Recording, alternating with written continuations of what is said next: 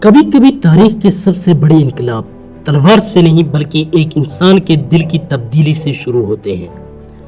دار ارقم کے دروازے بند ہو چکے تھے، لیکن مکہ کے دروازے اب ایک نئے دور کے لیے کھلنے والے تھے۔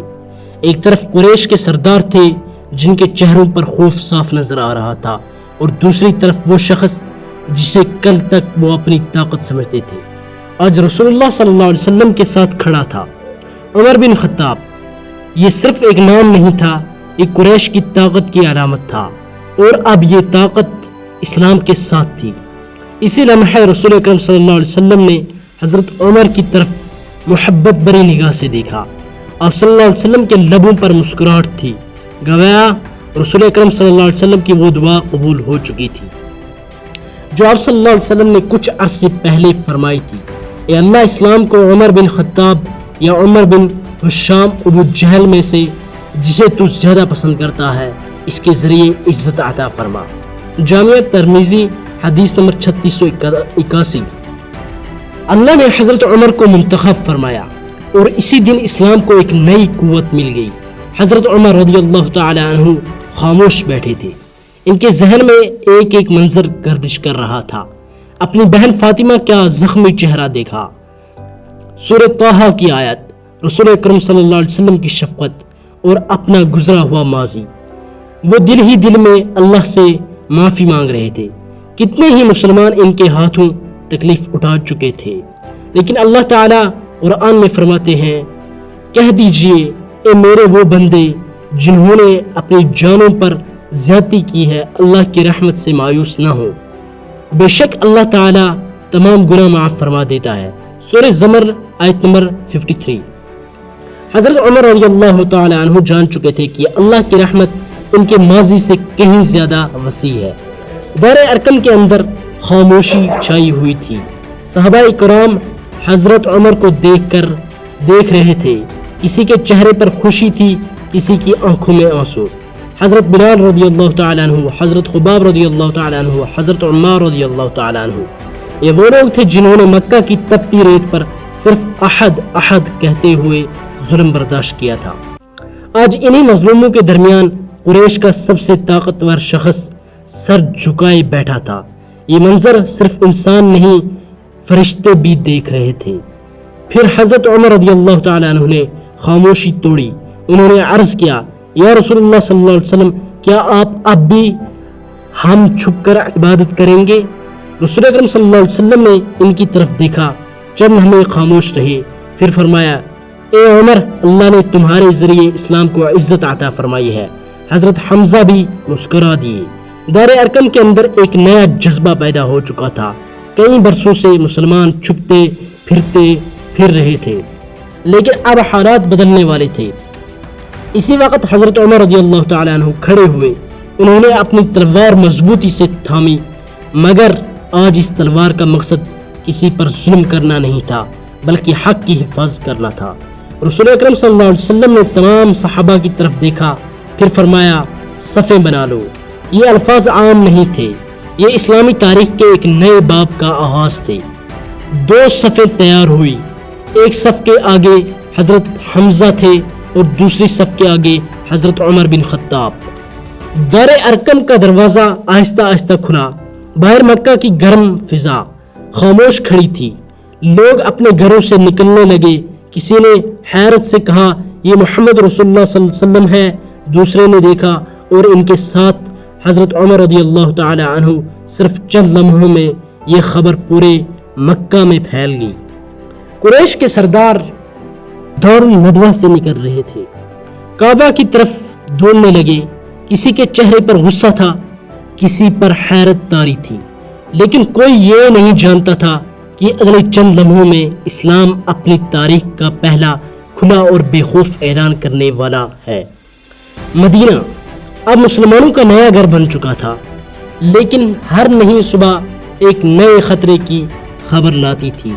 قریش خاموش نہیں بیٹھے تھے، انہیں معلوم تھا اگر محمد اور ان کے ساتھی مدینے میں مضبوط ہو گئے تو پورا عرب بدل جائے گا۔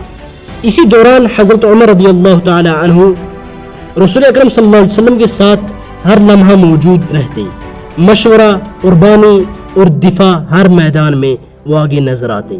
پھر ایک دن اللہ تعالیٰ نے ایسی آیت نازل فرمائی جنہوں نے حضرت عمر کے دل کو مزید مضبوط کر دیا۔ اللہ تعالیٰ فرماتا ہے اور اللہ اور اس کے رسول صلی اللہ علیہ وسلم کی اطاعت کرو اور آپس میں جھگڑا نہ کرو ورنہ تم کمزور ہو جاؤ گے۔ سورۃ الانفال آیت نمبر 46۔ حضرت عمر رضی اللہ تعالیٰ عنہ ان آیات کو سنتے تو صرف یاد نہیں کرتے تھے، وہ انہیں اپنی زندگی بنا لیتے تھے۔ اسی لیے رسول اکرم صلی اللہ علیہ وسلم جب بھی کسی اہم معاملے میں مشورہ فرماتے، حضرت عمر رضی اللہ تعالیٰ عنہ ان نمایاں صحابہ میں شامل ہوتے جن کی رائے سنی جاتی تھی۔ پھر وہ دن آیا جس نے اسلامی تاریخ کا رخ ہمیشہ کے لیے بدل دیا۔ غزوہ بدر۔ مسلمان صرف 313، سامنے 1000 مسلح قریشی لشکر، تعداد کم، سامان کم، مگر ایمان پہاڑوں سے زیادہ مضبوط۔ حضرت عمر رضی اللہ تعالیٰ عنہ اپنی تلوار مضبوطی سے تھامے کھڑے تھے۔ یہ وہی تلوار تھی جو کبھی اسلام کے خلاف نکلتی تھی اور آج اسی اسلام کی حفاظت کے لیے تیار تھی۔ اللہ تعالیٰ نے فرمایا اور یقیناً اللہ نے بدر میں تمہاری مدد کی حالانکہ تم کمزور تھے۔ سورہ آل عمران آیت نمبر 123۔ جنگ ختم ہوئی، مسلمان کامیاب ہوئے، لیکن اب ایک نیا مسئلہ سامنے تھا۔ 70 قیدی۔ رسول اکرم صلی اللہ علیہ وسلم نے صحابہ اکرام سے مشورہ فرمایا۔ حضرت ابوبکر صدیق رضی اللہ تعالیٰ عنہ نے عرض کیا، یا رسول اللہ صلی اللہ علیہ وسلم، یہ ہمارے رشتہ دار ہیں، فدیہ لے کر چھوڑ دیجئے۔ پھر حضرت عمر رضی اللہ تعالیٰ عنہ کھڑے ہوئے، انہوں نے عرض کیا، یا رسول اللہ صلی اللہ علیہ وسلم، یہ اسلام کے دشمن ہے، آج انہیں سزا دیجئے تاکہ آئندہ کوئی اسلام پر حملہ کرنے کی جرات نہ کرے۔ رسول اکرم صلی اللہ علیہ وسلم نے حضرت ابوبکر کی رائے اختیار فرمائی۔ چند ہی دن گزرے تھے کہ قرآن نازل ہوا۔ اللہ تعالیٰ نے فرمایا، کسی نبی کے لیے مناسب نہیں کہ اس کے پاس قیدی ہو جب تک وہ زمین میں دشمن کو اچھی طرح مغلوب نہ کر لے۔ سورہ انفال آیت نمبر 67۔ حضرت عمر کی رائے وہی کے موافق ثابت ہوئی۔ یہ پہلا موقع نہیں تھا، اسلامی تاریخ میں کئی مرتبہ ایسا ہوا کہ حضرت عمر کی رائے کے مطابق قرآن کی آیت نازل ہوئی۔ اسی لیے رسول اکرم صلی اللہ علیہ وسلم نے فرمایا، اللہ نے حق کو عمر کی زبان اور عمر کے دل پر جاری کر دیا ہے۔ جامعہ ترمذی حدیث نمبر 3682۔ یہ کوئی عام اعزاز نہیں تھا، یہ اس شخصیت کی پہچان تھی جس کا دل اللہ کے نور سے روشن ہو چکا تھا۔ لیکن حضرت عمر کی عظمت صرف جنگوں میں نہیں تھی، ان کی اصل طاقت ان کا عدل، ان کی عاجزی اور اللہ کا خوف تھا۔ راتوں کو جب سب سو جاتے وہ اٹھ کر اللہ کے حضور کھڑے ہوتے، آنسو بہاتے، دعا کرتے اور کہتے، اے اللہ، اگر میری بخشش نہ ہوئی تو عمر تباہ ہو جائے گا۔ یہ تھے وہ عمر جن سے شیطان بھی راستہ بدل لیتا تھا، لیکن جو اپنے رب کے سامنے ایک عاجز بندے کی طرح کھڑے ہوتے تھے۔ رسول اکرم صلی اللہ علیہ وسلم نے فرمایا، اگر میرے بعد کوئی نبی ہوتا تو عمر بن خطاب ہوتا۔ جامعہ ترمذی حدیث نمبر 3686۔ یہ الفاظ حضرت عمر رضی اللہ تعالیٰ عنہ کی فضیلت کا عظیم ترین بیان ہے، لیکن ابھی ان کی زندگی کا سب سے بڑا باب باقی تھا، وہ باب جس میں اسلام ایک عظیم سلطنت بنے گا۔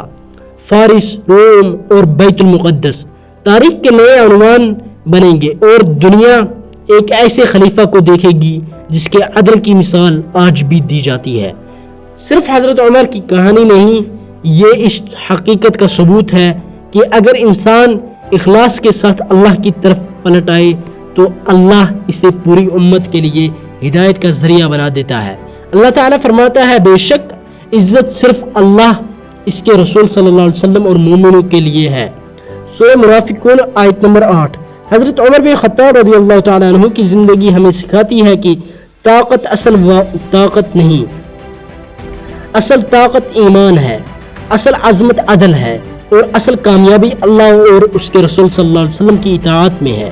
اگر آپ کو یہ ڈاکومنٹری پسند آئے تو ویڈیو کو ضرور لائک کریں اور قرآن ریفلیکشن V9F کو سبسکرائب کریں، کیونکہ ایپیسوڈ 3 میں ہم دیکھیں گے غزوہ احد، غزوہ خندق، حضرت عمر بن خطاب رضی اللہ تعالیٰ عنہ کی حیرت انگیز آرا، وہ آیات جو ان کی رائے کے مطابق نازل ہوئی، اور وہ واقعات جنہیں سن کر آپ حضرت عمر رضی اللہ تعالیٰ عنہ کی عظمت کو ایک نئے انداز میں جانیں گے۔ السلام علیکم ورحمۃ اللہ وبرکاتہ۔